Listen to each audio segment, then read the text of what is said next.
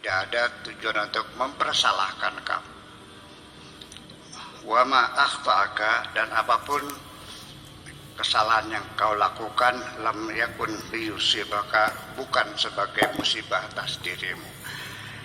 Ini artinya informasi awal, dan masalah qadar dan qadar sampai sekarang menjadi persoalan yang tak terselesaikan. Dalam polemik dialog para teologis, jadi sampai sekarang belum ada kesepakatan dan tetap seperti dulu antara Mu'tazilah, Qadariyah, Jabariyah, Murji'ah, Ahlussunnah wal Jamaah. Sampai sekarang tetap pada pendiriannya. Saya, karena saya baru lahir di zaman akhir ini, saya melihat mereka itu sebetulnya hanya melihat persoalan qadar dan qadar itu berbeda, bertengkar, bahkan sampai saling bunuh-membunuh, dan korbannya juga ribuan. Alim Mu'tazilah itu kan sampai 10.000 korban pembantaian. Sebetulnya hanya beda persepsi saja sebetulnya. Hanya karena beda sudut pandang. Seseorang melihat sesuatu pasti tidak akan sama, karena masing-masing melihat sudut pandang yang berbeda. Nah, makanya dalam berdialog itu sebetulnya yang paling penting bagi saya bukan membangun argumentasi membenarkan pandangan kita, tetapi menggali bagaimana orang memandang itu. Itu saya kira nanti menuju kesepahaman, ya, kalau tidak menjadi pertengkaran. Sebab bagaimanapun juga sulit bagi kita manusia melihat sesuatu dari sudut pandang. Yang namanya muhitum bil kafirin, muhitum bi kulli syai, itu hanya Allah. Hanya Allah yang bisa melihat sudut pandang ini. Nah, qadar dan qadar ini akan pemahamannya bahwa qadar itu artinya program awal sebagai planning, dan qadar itu adalah pelaksanaannya. Jadi ada pelita, ada repelita, ada pelita. Kalau masih dalam perencanaan namanya rencana 5 tahun.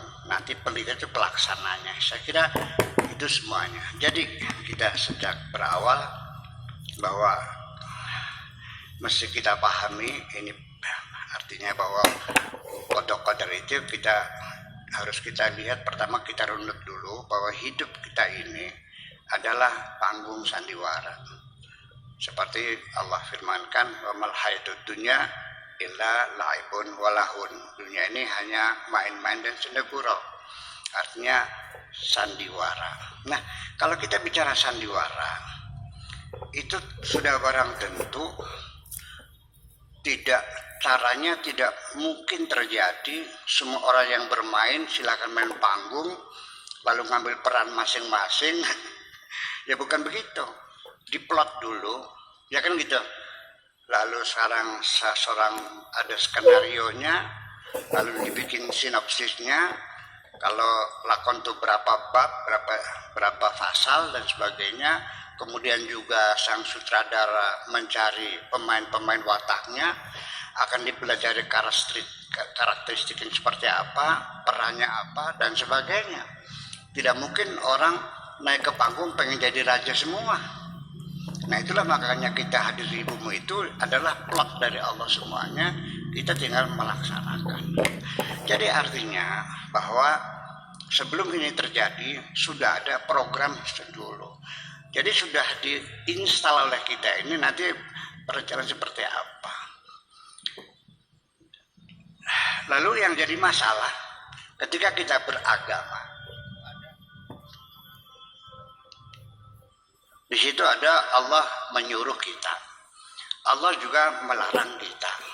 Kalau kita melaksanakan perintah Allah, Allah kasih bayaran. Kalau kita meninggalkan larangan, kasih bayaran.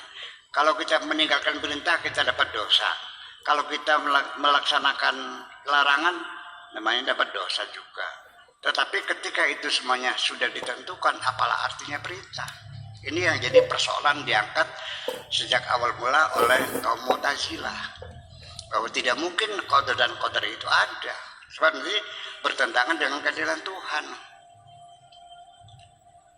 Pak Profesor Dr. Dedi ditentukan oleh Allah melarat. Ya kan?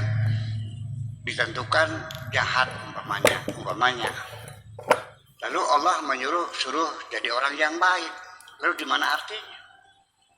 Ini pertanyaan para kaum Mu'tazilah seperti itu. Jadi Allah itu dalam pemikiran orang Mu'tazilah bahwa sekali Allah bikin manusia, Allah harus berikan kebebasan sebebas-bebasnya kepada manusia untuk memilih.